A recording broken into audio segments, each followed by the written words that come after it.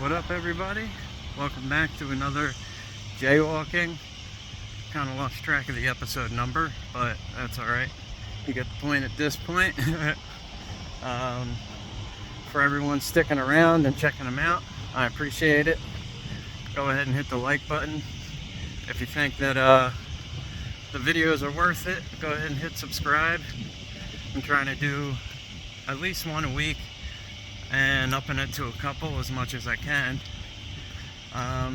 So this episode, we're going to change it up a little bit. It's going to be less about, my weight loss and calories and all that, and more towards my training that I'm doing. We just got over 9 miles doing a long run today, and pretty much I post up a lot of reels on Instagram saying, a little bit of something, and then I end it with stay hydrated. Now, what do I mean when I say stay hydrated? Well, it's a lot more than just make sure you're getting enough water in your body, because when it comes down to it, when you sweat, you're not just sweating water. I'm not one of those people who are all into homeopathy and are going to tell you that you're sweating out toxins, because that's just not the case. But what you are sweating out is water and salt. There's a couple other things, but pretty much the majority of what you're sweating out is water, and that's to help cool down your body temperature, but also salt. Your body secretes a lot of salt when you're sweating. So when I'm saying stay hydrated, it's not just making sure you drink enough water. Especially if you're doing longer outdoor activity and you're going to sweat a lot. Make sure you're drinking some form of electrolyte along with your water. Literally today, I have, because I'm trying to do my whole foods cleanse, where I cut out a lot of not even a lot, I've cut out all processed items, barring just my scoop of protein powder, which I literally just have one in my smoothie in the morning. But when you're getting your water intake and you're getting rehydrated, make sure you have electrolytes too. So what I have in my water is literally just cold filtered water and salt,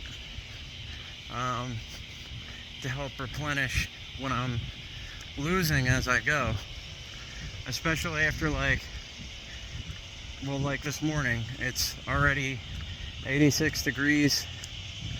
The humidity is wet sponge, and after mile 2, my shirt was pretty much just drenched. And right now, after as many as I did miles, the entire outfit is soaked. Like my hat, all the way down to the tip of the brim, is just damp and gross. But that means that I've also lost a lot of electrolytes through that. And the way that I get them back is literally just salt in the water. It's great when I was not doing the Whole Foods thing, because I was eating packets of vegan friendly goo. Literally, it's called goo, G-U. But that basically would give you a nice hit of carbohydrates and sodium and a little bit of caffeine, which is also something else I cut out. And pretty proud of myself for it. Caffeine I thought would be the hardest thing, because I've already done the whole food thing before, so that wasn't so tough. The caffeine though, the first couple days was rough. First time I really tried to cut it out completely, and I went cold turkey, which is, you know, probably not the smartest idea, but regardless, I did it. And we're at day 5 now without caffeine. The first 3 days were rough. 4th day wasn't as bad, but the first couple days it was just like a pounding headache. Day 2, I just felt drained. Even though I got a good amount of sleep, I just didn't have much energy. And that brings me to another thing. I'm trying not to get on weight loss and calories, but also with what I'm doing right now, when I've been doing this cleanse, you just naturally, when you're eating whole foods, you end up eating a lot of food. And the thing is, the reason it's easier to lose weight eating whole foods is the amount of food you eat, you end up really full, but not for a whole ton of calories. Which is why, you know, when you go and talk to your doctor, that's pretty much what they tell you to do, is eat more fruits and vegetables and stuff like that, and to stay away from all the processed stuff. So I need to up the calories a little bit, because I noticed I dropped a couple pounds relatively fast. And before, 2 years ago, when I was in a bad mindset where I would look at that and be like, oh my god, yes, look how fast I dropped that weight. I don't want to do that anymore, because at this point I've gotten to where I want to be, like a sustainable weight.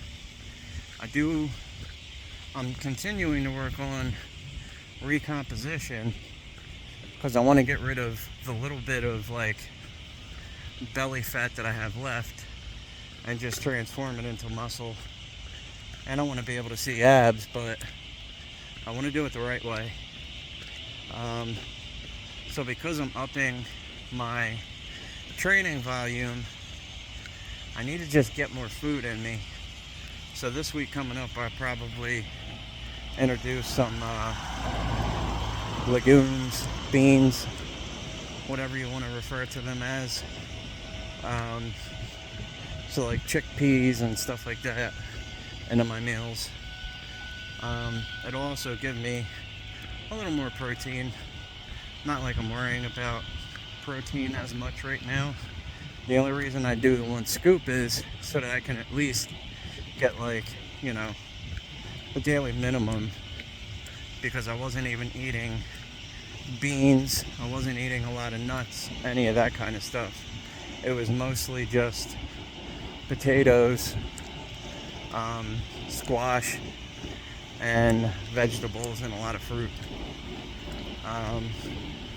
But back to what I was talking about, staying hydrated.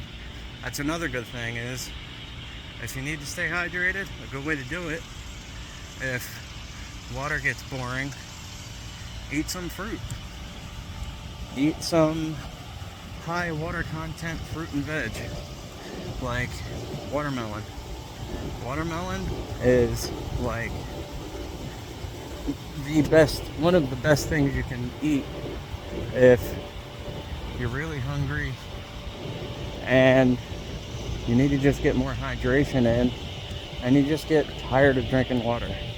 Because I get it, that can get very tiring and boring, but that's a way to get more of that kind of stuff in. And it's delicious, so why not? You also get a good amount of fiber in as well, and carbs the healthy way, without having to like throw something processed into your body. which again, that's what I'm trying to steer away from for a couple weeks. But make sure you're staying hydrated, especially on warmer days like today. It's supposed to get up to 95 or 96 degrees. And with that being said, I want to make sure my body's got plenty of water and just electrolytes in general, so I don't cramp up because of how much my body is excreting of it right now. The other thing is, I'm going to be putting up a review of my Garmin.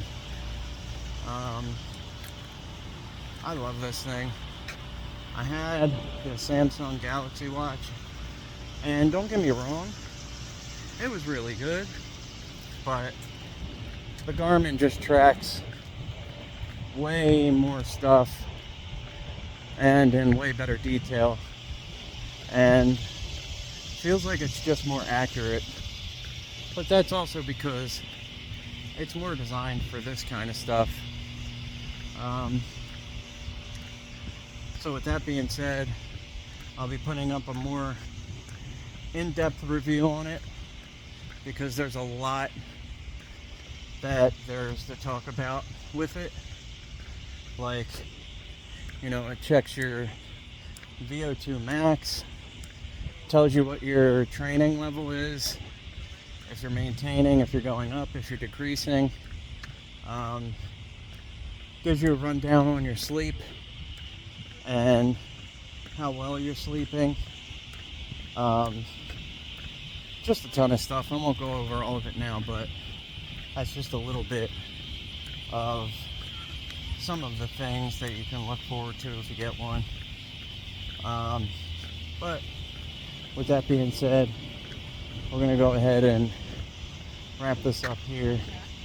Do a little bit of a shorter one, so I'm not ranting so much.